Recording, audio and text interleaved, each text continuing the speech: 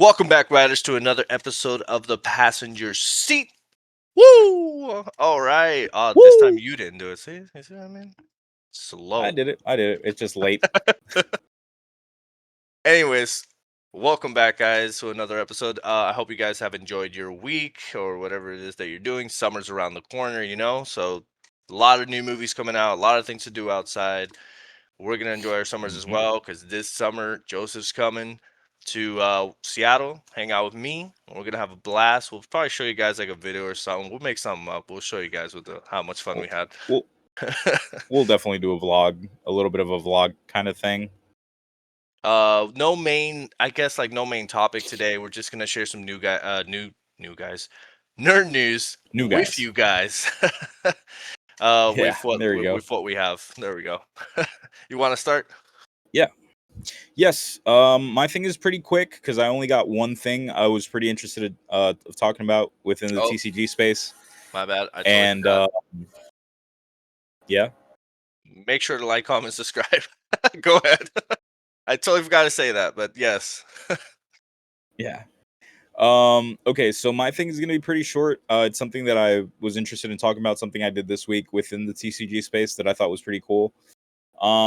So a friend of mine, he hit me up that with this announcement for one of the local game stores here in PR, that they were having a demo day for the Cyberpunk TCG, Ooh, with none other than the senior narrative designer of of the Cyberpunk TCG. what? He works with Cool. Weirdco. Yeah, yeah, dude. So I was pretty excited, and I was learning more about this person. So his name is Emmanuel Garcia, and he is a senior narrative designer for the Cyberpunk TCG. He is Puerto Rican, so that was pretty exciting. Represent. Yeah, dude. Yeah, yeah. So I definitely went down to another local game store here in PR. It's called Top Level Games. The store is pretty nice. So for those of you watching who are maybe in the island, definitely go check it out if you haven't. Um, and so, I got a chance to talk to him. I did ask if I could, give him an interview. However, obviously, because he's working under, this big parent company, Mhm. CD Project Red, he let me know that, that there's some processes and procedures that they need to go through before we actually go to like a formal interview, which is totally understandable. I know that they have to sign NDAs, they have to keep wraps on the game until it's released, and they have to follow certain protocols. So that's totally understandable. The dude was super nice, super humble. When I got there, he had his alpha kit for the Cyberpunk TCG. He was showing people how to play. I pulled out my print to play deck and also let them use that so a couple people could play. And we shared the same sentiment and thoughts about how getting more people into the game is going to be so crucial, especially on the island, where newer games. It's always the same story, right? Newer games here on the island, people try it out. There'll be like two or three couple. Two or three is obviously an understatement, but what I mean to say is that there's not enough people to give life or bring life to the game here on the island. And so it'll be one of those games that is played a lot in the States, but here it just tends to die because there's not enough people who play and there's not enough stores who give it enough of a backing, right? Yeah. So, and obviously stores are going to do that, right? Based on the level of interest. So I think it was a smart move on his part. Um it was a smart move on his part doing the demos and showing people what the game's about, how to play. We also talked about rulings and stuff that weren't very clear. And so again, he was super nice. He has a lot of experience in narrative writing. Funny enough, he actually studied engineering. Oh, wow. And so from engineering, he decided to leave that, start up his own company and become a freelance. narrative writer, and yeah, it's pretty cool his background. So I'm not going to talk too much about Emmanuel here, because he talked to me and said hopefully in the future we can work something out to possibly have an interview. So I'm going to leave that for that time, and hopefully we'll be That'd be able to get amazing. that for y'all if y'all are interested. That'd be Yeah. cool. That'd be cool. So yeah, so that's basically what I had in terms of stuff that I did. The other thing I'm going to talk about, and I guess I'll just mention it here since we're already in that sort of part and we're going to make this pretty quick, is yesterday I went to the movie theater and I saw the movie Obsession. And Obsession. Haven't heard of it. I don't know if you've ooh, dude, I'm going to show you a trailer after we're done recording here.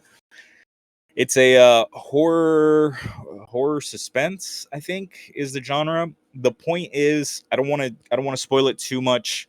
It's a story about a guy who is into this girl, and without spoiling it too much, an obsession is created. So what I will say is this: the movie was great in the sense that it was unique. There was this idea that you don't typically see in the horror movie genre, and I'd give it a solid 9.5 out of 10. And I haven't felt like so many chilling goosebumps moment or suspenseful moments Uh, um since Hereditary. oh, okay. So definitely, if you're like horror movie aficionado, I'd say definitely go check it out. I think based on the ratings, it's one of the best horror films to come out in recent times. I don't know how recent, but it is. I can vouch for it. I can say it's really good. Go check it out. It's gonna have you like on, at the edge of your seat, just like, oh my god, like, and moments that are really, really tense, really um cringe, but like cringe in a good way, not in a way where you're like, oh, you know what I Yeah, mean? yeah, yeah. It's like cringe. Like you're like it's supposed to make you feel that way. Yes. So definitely for those of y'all interested, please go check it out. It is definitely worth the watch. And yeah, if you do check it out, let us know down in the comments below. But that's all basically I had for me. So Carlos, you go right ahead. I got a little bit of nerd news to share with you guys. I'm gonna go ahead and start with like the kind of like the smallest news because they're just talking about it, and that is that Jim Carrey, even though he expressed that he wasn't doing a lot of movies and stuff like that, was gonna think about retiring, and he only did Sonic. He's actually producing and starring in a new film coming out for live action Jetsons. And I think he's actually Oh, playing George Jetson, which is kind of crazy if you think about it, because Jim Carrey's not exactly the youngest person, but I don't think George Jetson's that old. But yeah, they're releasing a live action Jetsons movie, I think, for streaming platforms, and he's producing it. Maybe he just really cool, loves it. I don't know. The other cool. nerd news I have for you guys is uh, my wife is a humongous fan, and I know out there are a lot of people who love it. It's a very famous book right now, and it's called Fourth Wing.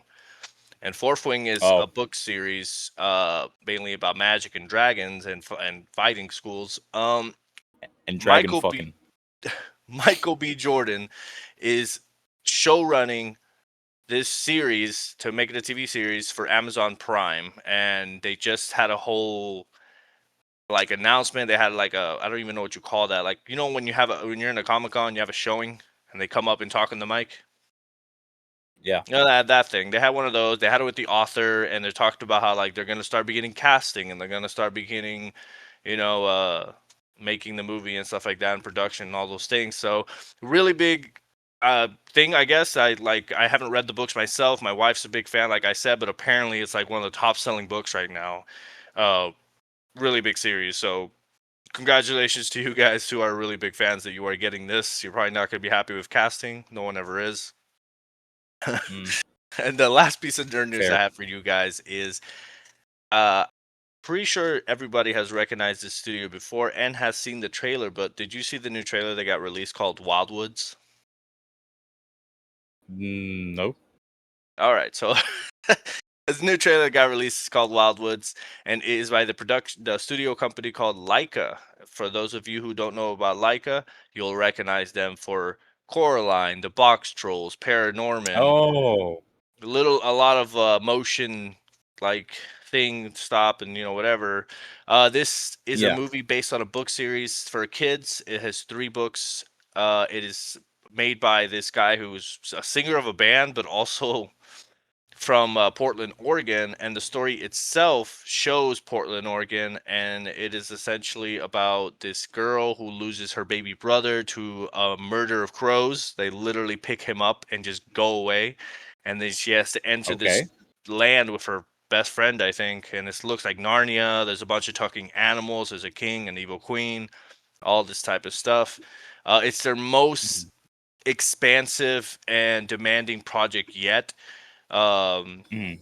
just so you guys know, they haven't released a movie since I think 2017.